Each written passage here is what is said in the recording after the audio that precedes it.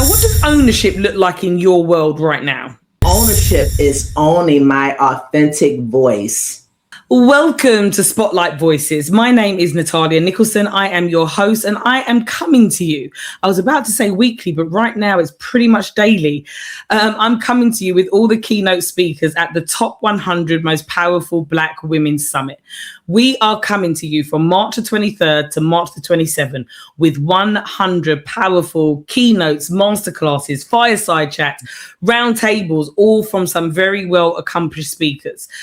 As Black female entrepreneurs, you are going to be able to log on over 5 days where you are going to have a host of topics. So whether you are interested in mindset, leadership, trauma, digitalization, wealth, finance, personal lifestyle, you're going to find an array of topics all around the things that we go through day to day as Black female entrepreneurs and career women. So today I have got with me the absolutely lovely, I'm about to say lady lovely, but the absolutely lovely lady Jesaira here with me. Excuse the British accent, but Jesaira, please do introduce yourselves to everybody and just let them know who you are and what you do. Yes, I am so excited to be here. Thank you, Natalia, for the opportunity. So I am Jesaira Glover, aka Lady Jesaira of the Oasis Sanctuary. I support high functioning and high achieving Black women who are leaders, high capacity. I help them to move from performative living and leadership into what I call sacred leadership.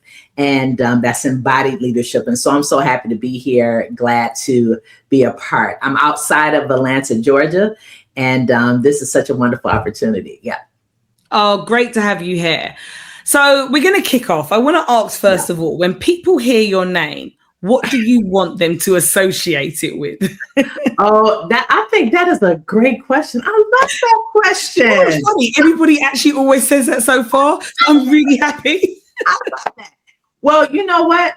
Uniqueness, because my name, often what I get when people hear my name, when they see my name, is I've never seen it before. Yeah. And that is so affirming because I pride myself on being unique, out of the box. I don't ever endeavor to emulate or mimic anyone. So because I have a name that's not common, a lot of times I feel that I have to own up to my name. And so when people hear my name, when they hear my name, it's like, I've never heard that before. And I'm like, because you've never run across a person like me before with this personality. And so it brings me so much joy. Now, the truth is, though, if we talk about the meaning of my name, it's quite unique. The meaning of my name is Jehovah God's noble princess.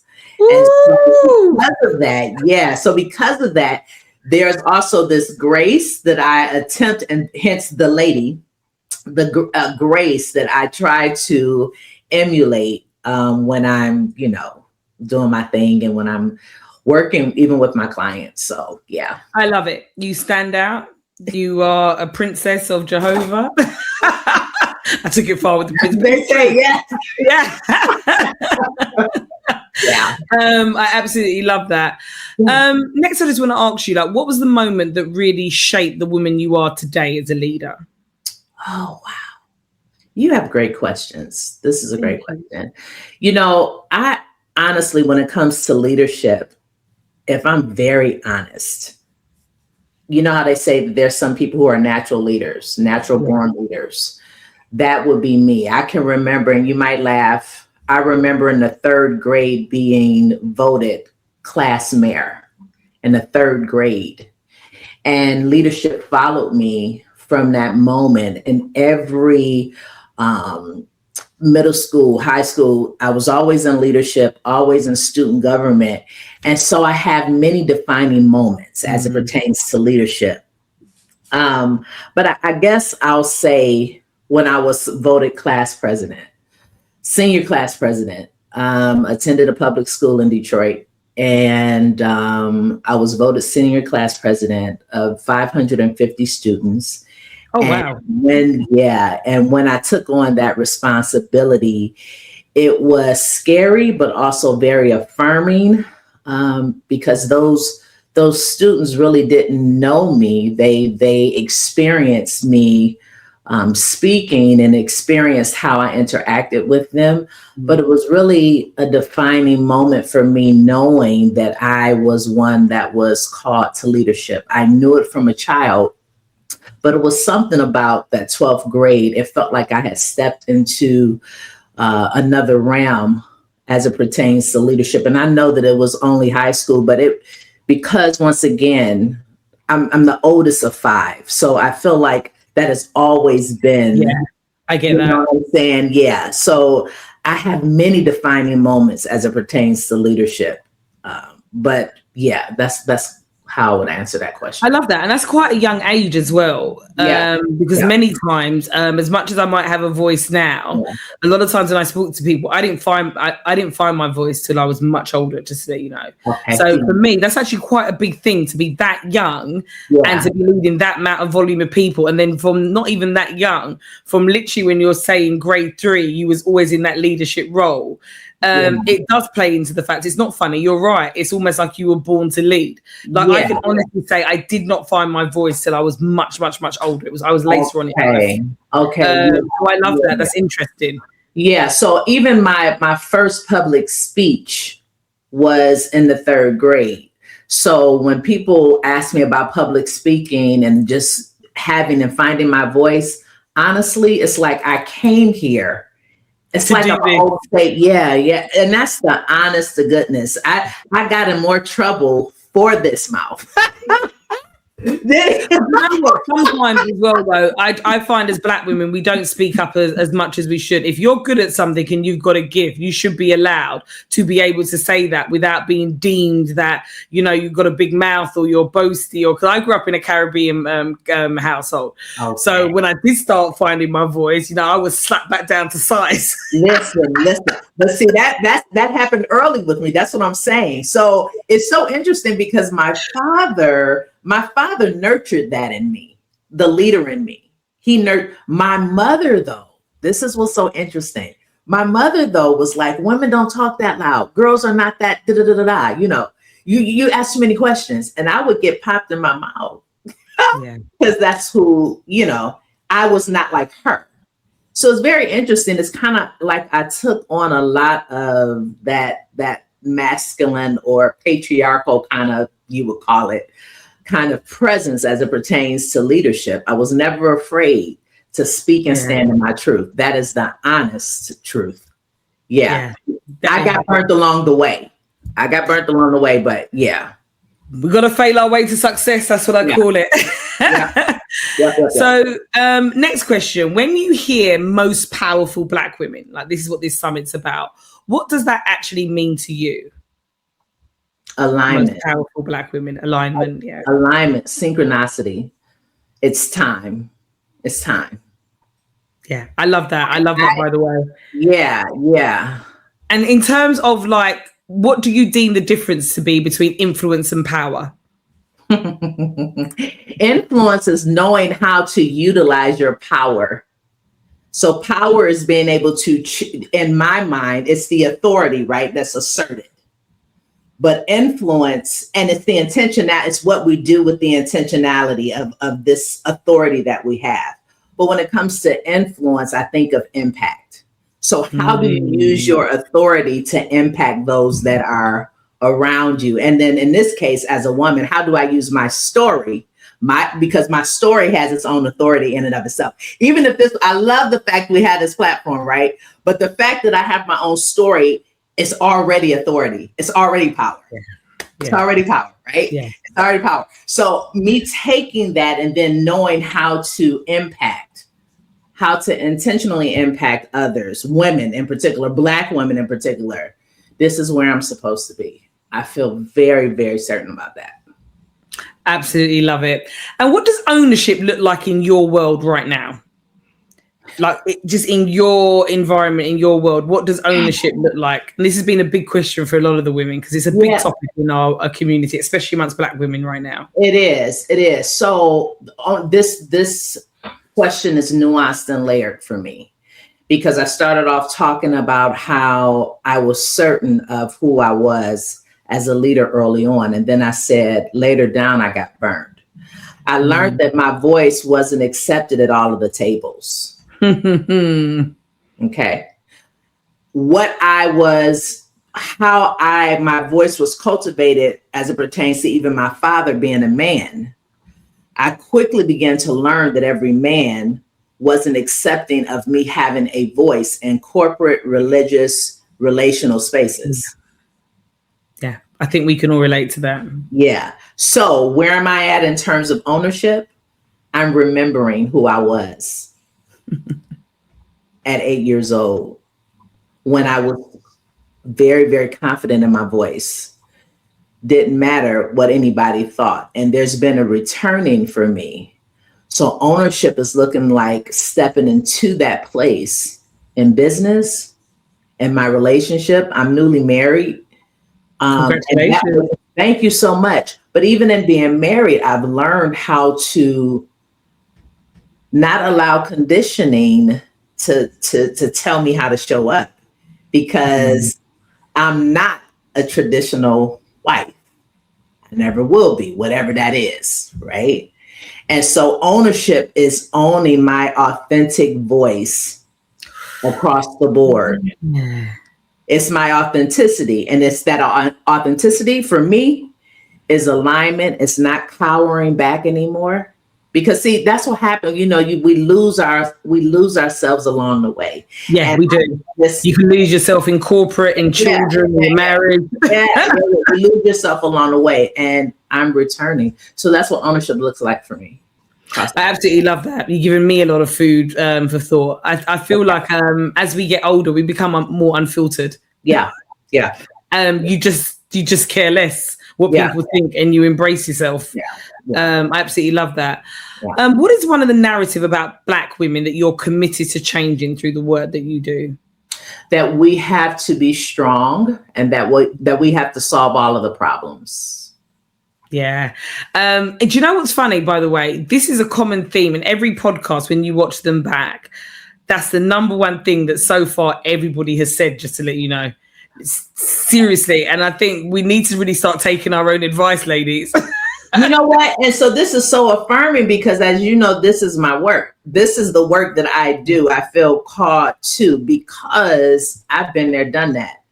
But it's really, time for us to give ourselves permission not to show up in that space, and understanding that strength, or whatever we call strong, can be redefined on our terms. Yeah. It can be. And it's funny, you've actually already kind of touched on this question. So you kind of got in there ahead of me. But I would still like you to expand on it. Yeah. What do you think Black women deserve more of in rooms that make decisions, and why? Like, what do we deserve more of when we're in the rooms where decisions are made? Containers of safety. Ooh, I like that. Because no one thinks about our safety. Yeah. Containers of emotional safety, psychological safety, containers that will allow you to speak without any punitive action. Yeah. That you speak and that you be, and that there's no judgment. A container where your speaking is not, minimized, but it's appreciated. Yeah. Or belittled as well. Yeah. Right? I absolutely love that. This is going to be a good one. I know it is. What is a challenge that you have faced that people would never guess, and how did you move through it? Yeah, insecurity. Mm-hmm. Insecurity and imposter syndrome, which is a part of that. Yeah, it is. And what would you say you learned about yourself in that season? I learned what I've really learned is that I needed the container that I'm creating for other women. I needed safety. I create that space for other people, but it was never reciprocated. So a part of ownership for me in this time too is reciprocity. I think Black women, we don't get reciprocity, right? It's one-sided, right? And so what happens is we're conditioned to expect it. We're conditioned to even look for it and won't even know it. Yeah. And so when it's time for us to step into these places, it's we have to, do I really belong here? Imposter syndrome, do I really belong here? Am I really worthy? Is it really my time? Yeah, no, that one. That one hit a nerve. Right. Do I have you? I mean, gosh, the internal dialogue is real. But self-talk is real. Sometimes when real. people say to me, what are you thinking? In my mind, I think, you don't want to know. You don't want to know. Exactly. Oh, God. Yeah. You don't want to know. It's true. You don't want to know what I'm thinking. Nope. And that does bring me on to the next question really well. Like, what boundary, standard, or non-negotiable changed everything for you? Like outside of the containers? Yeah. The boundary that I think has changed everything for me is really allowing myself. It was really more of an internal boundary where I decided to stop rescuing. And I begun to stick to that and work with my clients, even in the work that I do as a healer, clinician, all of the things. There's this constant wanting to rescue. I've set the boundary with myself that everybody has their own process, their due process. And I don't want to be a part of that codependency anymore. So I'm saying codependency because the other piece to this is that I realized that I benefited from people needing me. It was survival. It was identifying. I identify, oh gosh, they need me. So the boundary that I've set with myself is not doing that. And what that looks like in real time is if someone is telling me that they're going through it and they really need help, I'm not giving the advice. I'm listening. I'm listening, I'm quiet. I'm observing. I'm mindful, but I'm not stepping in. And that's a huge one for me because I step in. My automatic is to Funny enough, it's one of the reasons why I'm actually not a good coach, a good life coach. So actually, and I'm big enough and ugly enough to admit that because I get it. When you're used to being the rescuer and you're used to being like, when a crisis happens, I'm like, what can I do? What can I do? What should we do? I don't know any other way how to be. So coaching, what can happen is you don't give people the space. Correct. And that's actually a really, really, really difficult thing to do. People think it's easy. It's like that expression, you've got two holes either side and you've got one hole for a mouth. Not everybody's got the skill of listening. It's a very powerful tool. It's one of the most powerful communication tools. And people don't realize how hard it is. And that's what makes a great coach. Is being able to have the ability to do just that. I absolutely love that. So if a brilliant Black woman was building her own business right now, what's the first move you would tell her to focus on? If she was building her, not on having everything, all of her ducks in a row, to get clear about her purpose and to do it. I think clarity when it comes to starting a business is more important than having everything succinctly lined up. Of course, you registered a business, all of that. But I think it's important for her to have clarity about her purpose and then to pursue it. There will never be a perfect time. Yeah. I think there's never a perfect time for anything. No, there's no perfect time. And I think trusting that if it's coming up for her to have a business, trusting her intuition and her instinct that now is the time. That she embodies that choice. And not second guess. I love it. And what is the biggest misconception people have about your success at your level? That it was easy. Oh, hell yeah. And we forgot the one. You're lucky. And I'm like, you're lucky because you didn't have to work hard. You didn't have to have blood, sweat, and tears. You didn't have to go without.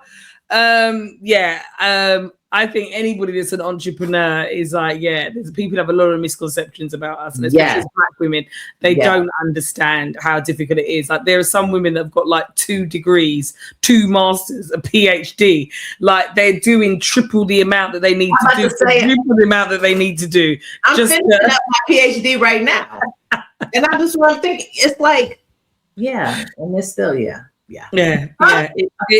it's a lot.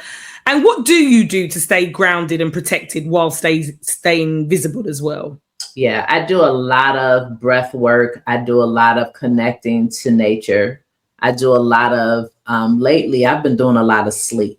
I think it's one of the most underrated things, particularly for Black women, middle-aged. If you're working and moving through perimenopause or menopause and you happen to have a business and you're married and have family and all of that, the best thing you can do is get you some sleep, to do your best to sleep. So that is becoming, that's one of the questions that you had. And then I put sleep on there, and I said, they probably gonna be like, sleep. No, I'm thinking, when people say to me, oh, I was up all night, I can't sleep, I really don't have that problem. Like, you don't understand. I'm sleeping before my head's even hit the pillow. What a blessing. What a blessing. I have to take the magnesium glytrite site to make me sleep. But I'm very intentional. So that is something that I do my best to shut down and try to be in bed by 9 o'clock. So those are things that I do to recharge. I like mindless. I do like mindless activities. So I might do some Netflix mindless, where I'm not gonna lie, I'm guilty of it as well. Sometimes I need to shut this brain down. Just shut it down, right? It's mindless. So I would tell you, my husband is like, you're so intelligent. Why are you watching? Because it's mine. And we know it's crap, by the way, and we know it's a bag of nonsense that we're watching. Yeah, we know it's crap. Yeah, we're full aware that it's crap, but it's something that's like really fulfilling. It just takes your mind off it, because as well, this world is going crazy. The time I've got to listen to the orange man on the TV that's lost the plot. It's a lot of craziness out there. And I try to stay out of it. So by sometimes going into a nonsense world just keeps me sane from all the BS. It's so true. It's so true. It's just like, and you are binge watching it. I'm going to be doing that tonight. It's a Friday. It's my treat day, where my bottle of wine comes out and just some mindless TV, because I just need to shut off for the week. Shut it down. I love it. Do it. I love it. I love it. So your keynote is a part of the top 100 most powerful Black women summit. What do you want the listeners to walk away with after they hear you speak? Permission to be who they always have wanted to be, but was afraid to be. And if they're navigating one version of themselves with this new version, to take the risk, to give themselves permission to even morph into something new, to put themselves first, to make themselves a priority. And I want them to feel very, very comfortable. And they may not feel comfortable initially, because I do plan to kind of ruffle some feathers a little bit because of I love it. That's what we like there. But that cognitive dissonance might rise up, but I want them to, after they leave, I want them to feel like, okay, I have permission to do the thing that everybody has been saying that either I shouldn't do, or I can't do, or don't expect me to do, that I can live life on my terms. Yeah, I love that. I love that. Right, as we wrap up, we're going to do a quick fire round here, okay? So I'm going to start a sentence, and then I would like you to finish it for me. So 3 questions. Here we go. So my power increases when I am speaking in my truth. Ooh, love it, love it. One belief Black women must release to rise faster is... everybody else has to be first. Ooh, I love that. That's powerful. One thing I want Black women to remember about their voice is... it is necessary. Ooh, I love it. Right. Where can people connect with you, and what should they look out next within your business? Yes. So many wonderful things is happening over here in the sanctuary, but you can connect with me on all social media platforms, the Oasis Sanctuary, across IG, across TikTok, Facebook, LinkedIn. And I'm having an event in Atlanta coming up June the 13th and the 14th. It is Empower Her Now. And there's going to be more information on my various sites about that upcoming event specifically for Black women. So. Oh, I absolutely love it. Absolutely love it. And I hope I can make it out there. I've got several trips in the States throughout this year, because even the summit, because our media partner is Irie Jam FM, we're going to be in New York. So when you come on to deliver your keynote, I'll be in the studio with other co-hosts while we stream it. So I've got some trips planned out. So I'm hoping that I can make that, because that would be absolutely amazing. But Lady Jesaira, it has been an absolute pleasure. You've just got this calming nature about you. Thank you. I'm telling you that anybody that agrees with me, put it in the comments of this video. Like I've been like back to back today, and you've just given me a zen feeling just by literally being you, and your vibration that you give out, even coming out through the screen. So thank you for being a guest today. I appreciate that. There was some just great answers in there. And everybody, if you really want to just tap more into your inner self, if you want to really understand more about who you are, where you're going, please make sure that you check out Lady Jesaira's keynote. The QR code to get tickets is just above my head. Make sure that you get your tickets, and make sure you share. This is a platform where you got 5 days of just great content, great material, great speakers that are speaking to teach you. So make sure you get your tickets, make sure you turn up, and make sure you come and attend the Oasis Sanctuary, because it's going to send to you. Yes. Lovely. Take care, ladies. Bye-bye. Bye.